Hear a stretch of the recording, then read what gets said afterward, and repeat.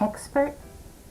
There's a TED Talk I love by consultant David Mitroff, who is a stand-up comic, but for years he never called himself a stand-up comic because his friend had told him that in order to be a stand-up comic, you had to have specific comedian training, and then you had to go perform at the Improv, and there were all these things that you had to do in order to be a stand-up comic.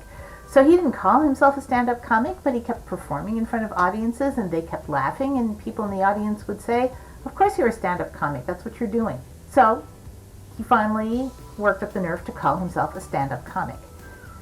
But we all do those kinds of things, right? I mean, we're good at something, but we don't call ourselves whatever it is because we think there's some hurdle we're supposed to have cleared in order to achieve that identity. What if we didn't?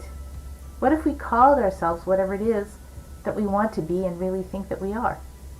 How would that change things?